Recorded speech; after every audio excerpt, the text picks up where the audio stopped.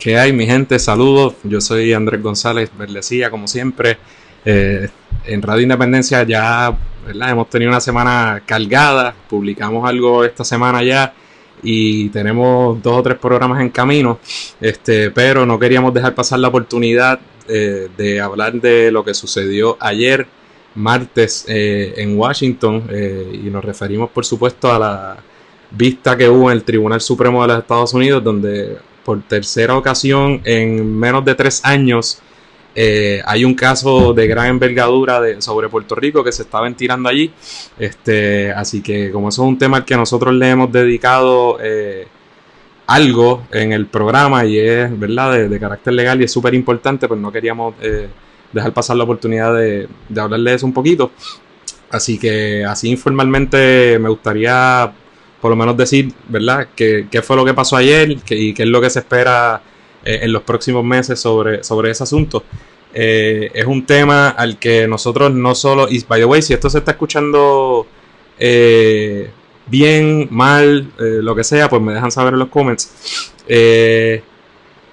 Importante, nosotros hemos explicado ya desde hace un tiempo que se presentó, hace mucho tiempo, ¿verdad? Se presentó en el Tribunal de Distrito de los Estados Unidos para el Distrito de Puerto Rico una demanda que buscaba invalidar los nombramientos de los miembros de la Junta de Control Fiscal. El propósito de esas demandas era decir que la manera en que el gobierno de los Estados Unidos impuso o eligió, designó a los miembros de esa junta de 7 personas que rigen sobre los asuntos puertorriqueños no cumplió con los requisitos de la Constitución norteamericana. De una manera extraña, en esta etapa del Supremo vamos a ver que coinciden, ¿verdad?, por un lado, pues la Junta de Control Fiscal y el gobierno de los Estados Unidos en sus planteamientos, y por el otro, por ejemplo, uno tiene a unos fondos buitres, ¿verdad?, representados por Aurelius, y a la misma vez el mismo planteamiento hecho por la UTIER, ¿verdad?, la unión que conocemos, cuyos algunos de sus representantes han estado en nuestro programa, de la Autoridad de Energía Eléctrica. Entonces, básicamente, el planteamiento principal que se estaba dilucidando era, ¿verdad?, si los miembros de esa junta fueron elegidos o fueron impuestos constitucionalmente. Los fondos buitres y Lautier plantean que no, porque básicamente su alegación es que es la designación de esos funcionarios que ellos catalogan como unos funcionarios principales de los Estados Unidos, y eso es la Principal Federal Officers. Eso es importante porque cuando se cataloga a un funcionario público, ¿verdad?, bajo esa categoría, un funcionario federal, pues entonces está claro que tiene que cumplir con las disposiciones constitucionales, específicamente en este caso, lo que se conoce como la cláusula de nombramiento o el Appointments Clause. ¿Qué implica eso? Que básicamente de ordinario este tipo de funcionarios, como la gran cantidad de funcionarios federales, Principal Federal Officers, tienen que ser designados por el Ejecutivo, es decir, por el presidente de los Estados Unidos, y confirmados, ¿verdad?, mediante el consejo y consentimiento del Senado, de la Cámara Alta del Congreso. Promesa, en cambio, designó una manera distinta mediante la cual eso no ocurría, ¿no? Básicamente había una terna de candidatos de los cuales una interacción entre ambas ramas políticas del gobierno, la legislatura, ¿verdad?, representada por el Congreso, y el Ejecutivo, por el presidente de los Estados Unidos, mediante el cual se seleccionaba una serie de nombres. Entonces, ¿verdad?, luego se aprobaba finalmente por el Congreso, de manera que era una especie distinta, en gran medida laceraba el poder ejecutivo de nombrar y en menor medida laceraba la facultad del Senado de confirmar. En realidad no, porque más bien era, diría yo, una manera de arrogarse el poder por parte del Congreso, ¿no?, quien se estaba reservando la última palabra. Y por otro lado, ¿verdad?, la Junta de Control Fiscal y el gobierno de los Estados Unidos, básicamente el planteamiento principal era, resumido bien fácilmente, es que el Congreso actuó al designar a estas personas al amparo de la cláusula territorial de la Constitución Federal, del artículo 4 de la Constitución Federal, la cual, como hemos dicho muchas veces en este programa, le da, ¿verdad?, conforme a la jurisprudencia de los Estados Unidos, le da poderes plenarios al Congreso para reglamentar todo asunto sobre Puerto Rico, ¿verdad? Y lo que están diciendo es, mira, si el Congreso tiene poderes plenarios para atender los asuntos de los territorios, y Puerto Rico es un territorio no incorporado, eso ya no es un issue, entonces no tiene por qué cumplir con el Appointments Clause, ¿verdad? Y esa básicamente es la controversia principal del caso.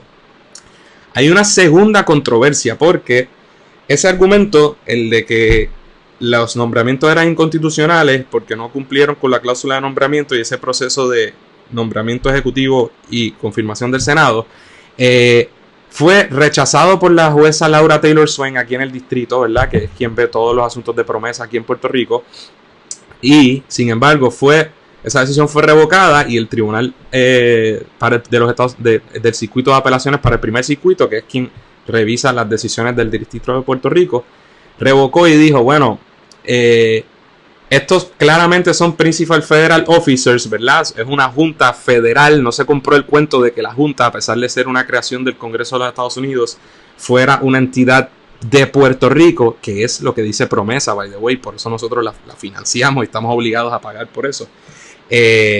Así que no le compró ese argumento. En otras palabras, ¿verdad?, ganaría Lautier, ganaría en este caso esos fondos buitres, pero surge la segunda controversia y dice, pero aunque ciertamente se nombraron de forma inconstitucional según el primer circuito, aún así hay una doctrina, que es la doctrina de de facto officers, digamos, oficiales de facto, que básicamente dicen circunstancias como estas o similares, que si han actuado, ¿verdad?, con el manto de oficialidad y demás y ya se han tomado ciertas decisiones, pues que no hay que un poco retrotraer ese efecto de inconstitucionalidad para invalidar todo lo que hayan hecho esos oficiales que después de todo estaban actuando de manera inconstitucional. Así que Boston les dijo, sí, tienes razón, tienes que cumplir con la cláusula, el Appointments Clause, pero yo no voy a invalidar todo lo que sucedió. Y de eso, luego de mucho tiempo, suben al Supremo todas las partes, un poco todas molestas, porque por un lado la Junta dice, mira, yo, por el amor de Dios, si estoy actuando al amparo de la cláusula de territorial y los poderes plenarios del Congreso, pues por tanto yo no tengo que cumplir con el Appointments Clause ¿verdad?, ni con muchas otras cláusulas constitucionales, porque estoy actuando yo, Congreso, sobre el territorio, y yo básicamente en esencia hago lo que me da la gana en el territorio. Por otro lado, las partes que en realidad perdieron en la práctica también, UTIER, esos fondos buitres, básicamente dicen, mira, pero ¿cómo es posible que si estás invalidando la manera en que fueron elegidos estos o impuestos estos funcionarios designados, me vas a validar todo lo que han hecho durante los pasados 3 años, planes de ajuste, you name it, todo, ¿verdad?, todo lo que ha pasado con los presupuestos, todo lo que hemos visto, todos esos acuerdos de reestructuración, y ese es el argumento. Entonces, yo, ¿verdad?, me gustan mucho estos temas. La gran mayoría de los años que yo he practicado ha sido práctica apelativa, así que yo tengo ¿verdad?, tengo cierto conocimiento sobre estos asuntos apelativos. También hice un internado en Washington, en DC, y tuve la oportunidad de pasar 4 meses por allá por la Corte Suprema, así que conozco bastante estos procesos, ¿verdad?, de las argumentaciones orales allí, y he seguido el caso en lo que he podido durante los últimos meses. Así que ya lo más importante de estos casos, ¿verdad?, una vez se expide, lo cual es rarísimo, es muy raro, una vez se presentan los casos ante el Tribunal Supremo, la cantidad de casos que esa Corte decide ver es muy poca, ¿verdad? Es algo excepcional meramente tocar las puertas del tribunal, lo cual sucedió en este caso, como sucedió en el caso de Pueblo versus Sánchez Valle en el 2016 y el caso de la quiebra criolla, que son probablemente los 2 casos más importantes que se han decidido en décadas, ¿verdad?, sobre la relación de Puerto Rico con los Estados Unidos. Y este caso es importantísimo también. Aclaro que también hubo un caso privado que no bregaba con el gobierno, pero un caso de Héctor Martínez, el caso criminal contra el ex legislador Héctor Martínez, que llegó al Supremo, ¿verdad?, en otra etapa, que ¿verdad?, se le da menos importancia, pero ocurrió. Entonces, pues este caso se expide. Yo estaba en récord, ya habíamos dicho en Radio Independencia que yo no estaba claro si iban a expedir, ¿verdad?, porque la consecuencia era que ya habían validado los actos de la Junta al declarar los de facto officers. Además, ya esos nombramientos vencían de todas formas, por lo que Trump los iba a nominar. De hecho, ya se enviaron de nuevo al Senado las mismas personas, o sea que había la posibilidad de que esto se tornara académico y no hubiera que decidirlo. Pero yo dije, si expiden, me parece que claramente van a revocar. Bueno, ¿por qué? Eso puede ser la norma, que, ¿verdad? Cuando expiden, revocan más de lo que confirman, pero no es por eso. Es porque me parece que en última instancia no creo que la Corte decida, ¿verdad?, de alguna manera restringir los poderes plenarios que ha conferido al Congreso, exigiéndole que cumpla con la cláusula de nombramiento, o porque entonces un poco en la historia del tribunal y de los casos y de la relación entre Puerto Rico y Estados Unidos ha habido muy poco, si algún ejemplo de que se restringe ese poder plenario del Congreso, ¿no? Y esto de poderes plenarios limitados o algo, a mí me parece una cosa absurda de todas formas. Entonces, se sometieron los briefs, hubo como siempre 1000 escritos en amigos de la Corte populares, escritos de todo tipo, la club, el colegio de abogados, funcionarios de aquí, intelectuales de allá, que eso es bien normal. Y ya el caso, ¿verdad?, está sometido y esta argumentación oral que se llevó a cabo ayer, se dividió en 4 deponentes. Por un lado estaba la Junta de Control Fiscal, representada por Donald Verrilli, que es un duro, era el Solicitor General, que es el Procurador General, se le conoce como el 10th Justice, el 10º juez del Supremo, porque es la persona que se encarga de representar al gobierno de los Estados Unidos en las apelaciones, ¿verdad? Y particularmente en las argumentaciones orales, esa oficina. O sea que tiene muchísima experiencia y él era el Procurador General bajo Obama. Ahora está en la práctica privada, pero es uno de los duros de allí. O sea, que ahí estaba la crema de la crema, que es lo que suele suceder en estos casos. La gran mayoría de los casos lo ven un puñado de abogados, mayormente hombres blancos, poca diversidad, y son unos duros. El primero fue ¿verdad?, Donald Verrilli por la Junta. En segundo lugar vino Jeffrey Wall, que es de la oficina del Procurador General actual, y defendió la misma postura que la Junta de Control Fiscal, es decir, el argumento de ellos era que eran funcionarios de Puerto Rico, a pesar de que eran creados por el Congreso de los Estados Unidos, y al ser ellos están diciendo que la Junta y los miembros de la Junta de Control Fiscal son el gobierno de Puerto Rico. Entonces levantaron, ¿verdad?, por el lado desde hace un tiempo una equivalencia que no es fácilmente distinguible, pero ellos decían, bueno, si nosotros los miembros de la Junta tenemos que pasar por el Consejo y consentimiento del Senado, pues entonces todos los miembros del gobierno de Puerto Rico, entiéndase, gobernador y todos los demás, entonces también, porque todos montados en Sánchez Valle, no, todo el gobierno de Puerto Rico emana la soberanía del Congreso de los Estados Unidos según los casos insulares y lo que ellos han decidido. O sea que ellos dicen, si yo pierdo este caso de esa manera, entonces todo el gobierno de Puerto Rico tiene que pasar por ese proceso de consejo y consentimiento. O sea que el argumento de ellos era que son oficiales territoriales, ¿verdad?, de Puerto Rico, y por tanto no tienes que cumplir con la cláusula de nombramiento. Por otro lado, Theodore Olson, que era otro ex procurador general, otro Solicitor General, esta vez bajo el primer cuatrienio de George W. Bush, es otro abogado, ¿verdad?, con muchísima experiencia y de la derecha. Es uno que se pasa litigando ante el Supremo de los Estados Unidos, en ese sentido, otro duro, ¿no? Y él representaba a los buitres, Aurelius Investment LLC. El argumento de ellos era, por supuesto, que esta gente son funcionarios principales federales y que claramente no son parte del gobierno de Puerto Rico, sino que se les delegaron unas funciones, como todos sabemos, que en realidad no son independent, son superintendent, como decían ellos, está por encima, es un oversight board, ¿verdad? Y que claramente lo que hace es velar y mandar sobre el gobierno de Puerto Rico. Eso todos lo sabemos. Entonces aludieron, por supuesto, a que es creado por el Congreso. Ellos decían también que el impacto a la hora de determinar si es territorial el funcionario o si es un principal federal officer, pues que tiene que ver con la naturaleza de la ley de que se trate, en este caso de promesa. Y mientras que la Junta y el gobierno de los Estados Unidos dicen que promesa y que la Junta solo ve cosas de carácter territorial, ¿verdad?, en puertorriqueños, pues los buitres poco estaban diciendo, mira, no, esto tiene que ver con la reestructuración de una deuda que impacta a lo que es para ellos su nación, ¿verdad? Que es Estados Unidos y tiene un alcance mucho mayor, y claramente estos son funcionarios federales principales, por lo tanto tendrías que cumplir con la cláusula de nombramiento. Se habló mucho de DC, el impacto sobre otros territorios como Guam. No era nunca obviamente se habla de Puerto Rico como una nación, no se habla de las particularidades nuestras, sino, y eso está más claro que nunca, ¿no? Nosotros como otro territorio más, como las otras posesiones que tiene el Congreso de los Estados Unidos y el gobierno de los Estados Unidos. Entonces, en el cuarto turno le tocó a la Utier, que representado, que era la única puertorriqueña o puertorriqueño ahí, y la única mujer, por la licenciada Jessica E. Méndez Colbert, que es parte del bufete, ¿verdad?, de Rolando Emanuel, y quien ha estado con nosotros. De hecho, él iba a estar aquí en el programa hace unas cuantas semanas, pero nosotros tuvimos que cancelarle para hablar de este mismo tema. Y la intervención de ellos, del saque, ¿verdad?, se enfocó en pedirle al tribunal que revocaran los casos insulares. Y sobre eso voy a hablar un poco más adelante, pero la realidad es que el tribunal no les hizo ningún caso. O sea, los trató como, y en ese sentido tenía razón, como algo, casi como si no se expidió el certiorari para eso.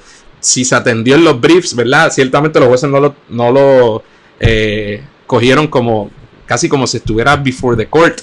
Y Breyer mismo llamó que, no recuerdo si fue Breyer o el juez presidente John Roberts, dijo una y otra vez que no veía de qué manera esto tenía que ver con el caso. O sea, que fueron muy enfáticos, ¿verdad?, en cuanto a ese asunto, y en cuanto a que la controversia se limitaba a lo otro, ¿no? A si eran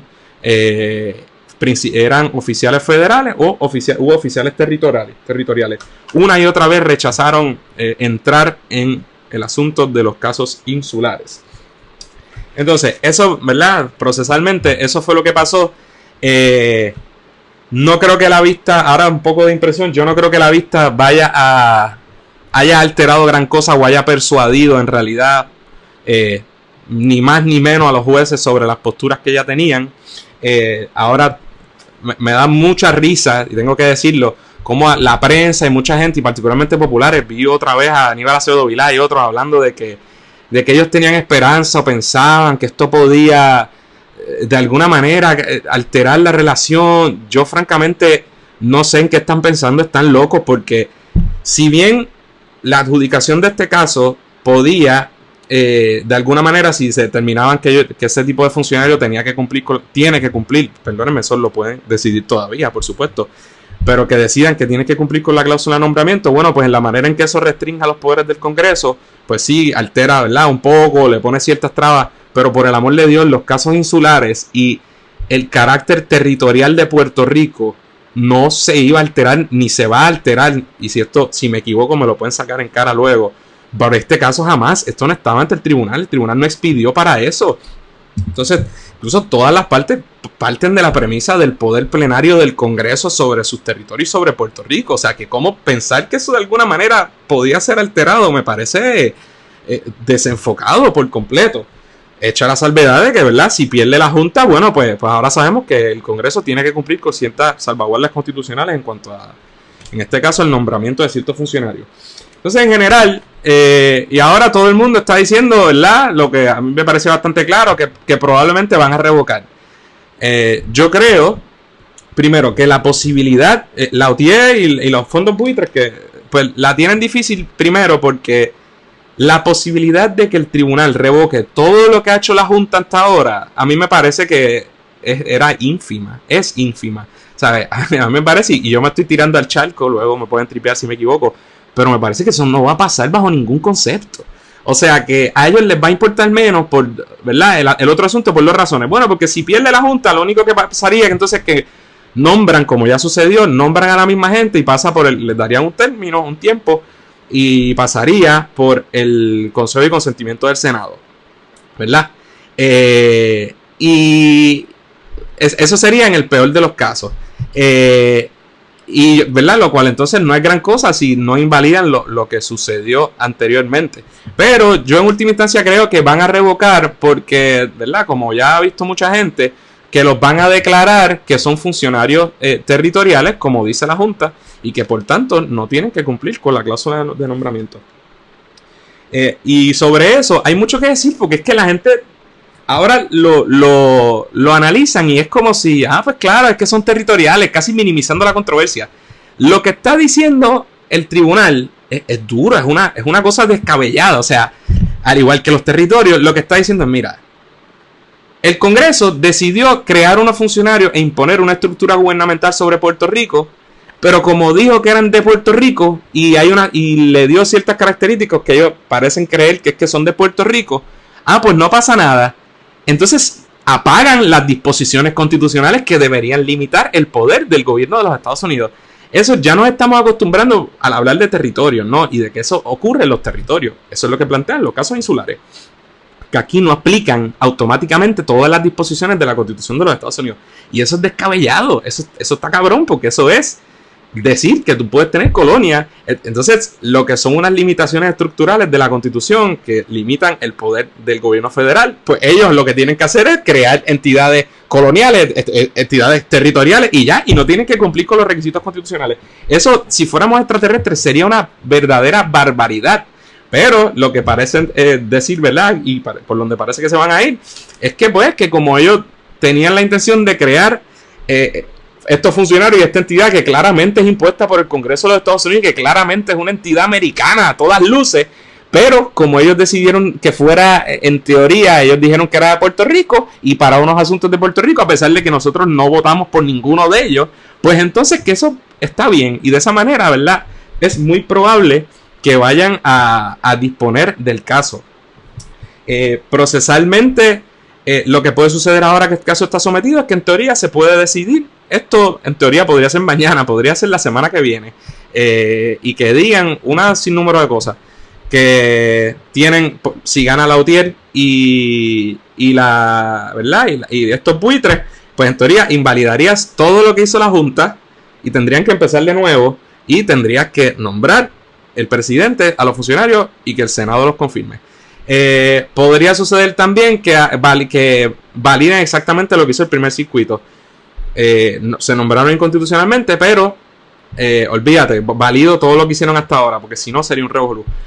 Lo otro es que revoquen por completo, ¿verdad? Y digan, mira, no tenías que cumplir con eso, así que todo está bien y seguimos con la Junta como la hemos tenido hasta ahora. Está el asunto de si esos nombramientos ahora son académicos, porque ¿verdad? Si el Senado los confirma, pues hay una parte de la controversia que habría que preguntarse si hay que decidirla, porque si ahora se cumple con ese requisito de nombramiento y consentimiento, pues entonces el tribunal puede decir, mira, yo no voy a decidir eso, no importa porque ya ocurrió.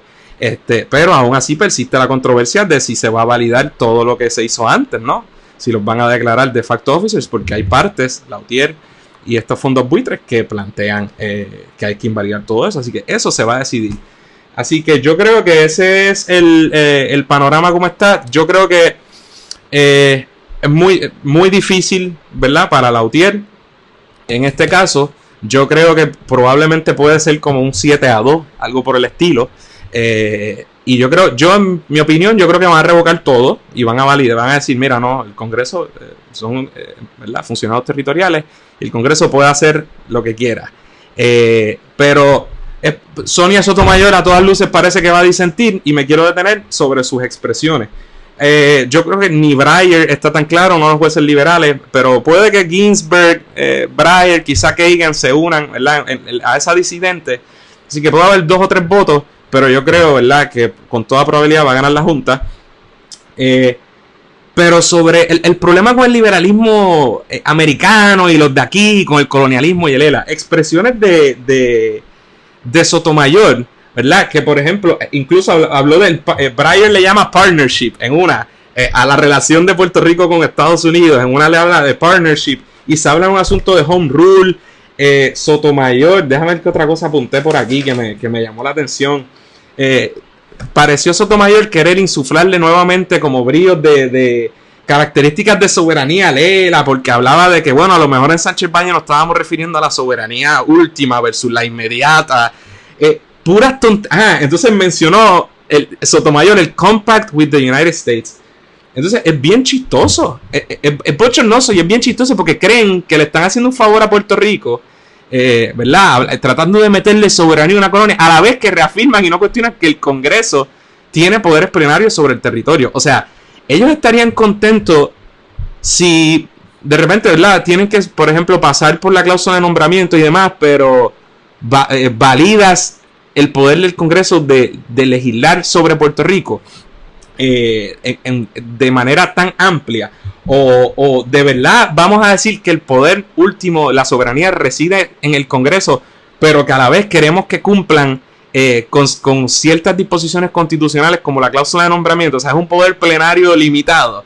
Y eso es lo que pasa, ese tipo de ridiculez es lo que pasa cuando bregamos con derecho colonial, ¿no? Que tenemos que, ¿verdad?, buscar, inventarnos cosas para cuadrar el caso. Y eso siempre pasa en todos los casos, pero en este caso es bien absurdo, porque imagínense, ¿verdad?, tratar de decir por un lado que hay poderes plenarios, pero que de alguna manera, otra manera la estamos limitando, pues es al menos incongruente. Entonces uno como independentista dice, bueno, pues ¿qué hago? Uno que quiere la soberanía real. ¿Me importa a mí o busco que hagan decisiones que de alguna manera nos reconozcan cierta soberanía de embuste? Eso es lo que queremos, decir, ay, mira qué soberanía ficticia tenemos, porque de verdad el Congreso puede luego apagarla. O decimos, mira, si somos una colonia y eso implica, ¿verdad?, una falta de poderes políticos y tenemos que acabar con el problema real. Entonces ahí voy en cuanto al argumento de Lautier y la argumentación oral sobre los casos insulares. Muchas veces, yo escribí un artículo en Revista Jurídica hace unos años sobre esto y ¿verdad?, decía lo que dice mucha gente, que por supuesto que el Tribunal Supremo debería revisar esa doctrina de casos insulares que se basa en un corte imperialista, racista, anacrónico sobre Puerto Rico, y que básicamente dice que hay unos territorios donde la Constitución no aplica automáticamente por completo y que ellos deciden qué aplica o no y que el Congreso puede hacer con nosotros lo que le dé la gana. Bueno, pues eso es colonialismo y por supuesto que eso no debería ser parte del Estado de Derecho de ningún país por el derecho internacional y por el sentido común. Pero la pregunta que yo me hago y que se hace mucha gente, ¿verdad?, profesor Efraín Rivera Ramos y otra gente, es ¿revocar los casos insulares para qué? ¿Para sustituirlos por qué?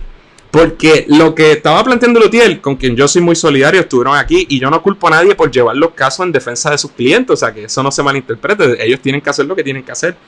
Pero abogar si no es por el reconocimiento de la soberanía nacional de Puerto Rico, pues entonces no es menos colonial. O sea, por eso es que Jennifer González y los de Guam y Medio Mundo y los colonialistas ahora están locos con esa postura, porque ellos lo que están abogando en efecto es la aplicación directa de la Constitución de Puerto Rico, de los Estados Unidos sobre Puerto Rico. Que alguien me explique cómo eso es menos colonial, cómo no nos ata menos, ¿sabes? Si no es con nuestro consentimiento y con un proceso de autodeterminación real, eso es un papelón, porque limita igualmente la capacidad de Puerto Rico de realizar los tratados comerciales y hacer lo que quiera con los otros países del mundo. Es decir, es consumar el colonialismo. Yo sí pienso que es mejor, aunque yo piense que es mejor la aplicación completa de la Constitución, que lo que ellos decidan no deja de ser colonial si nosotros no lo decidimos en un proceso real.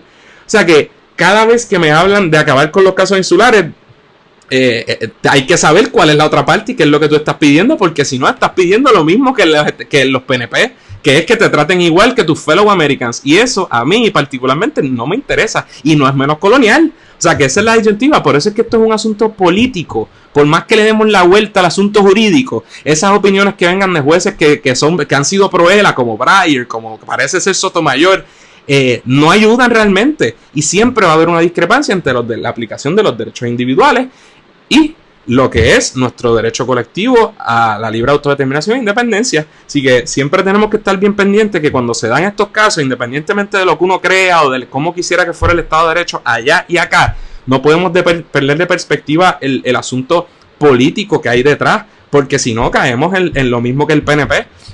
Y eso, ¿verdad?, a mí no me interesa. A mí lo que me interesa es que Puerto Rico sea libre y soberano y que nosotros tengamos los derechos que queramos tener nosotros bajo nuestra propia Constitución y nuestro propio Estado de Derecho. Así que nada, mi gente, ese es mi granito de arena sobre este caso. Veremos si estoy en lo correcto o si estoy equivocado. Sabremos antes de finalizar junio de 2020. Esto es un término del tribunal bien importante, donde va a haber casos de gran envergadura para ellos, mucho más importante que este. Así que es posible que este caso salga mucho antes. pero como tarde, esto a finales de junio de 2020 vamos a saber cuál es el destino. Pero de todas formas, la batalla se libró en el foro federal por un tribunal federal que lo decidió abajo, en el medio y en última instancia. Así que hasta las peleas a veces se ganan o se pierden cuando tú entras al ring. Y estamos jugando en el ring del colonialismo, ¿no? Esto lo están diciendo jueces federales y los puertorriqueños no estamos participando directa ni indirectamente. Porque esos jueces que van a decidir, nosotros no votamos por ellos, ni por los presidentes, ni los congresistas que los pusieron ahí. Así que veremos, mi gente. Espero que esto les haya servido, que se entienda, que les haya gustado. Así que hasta la próxima.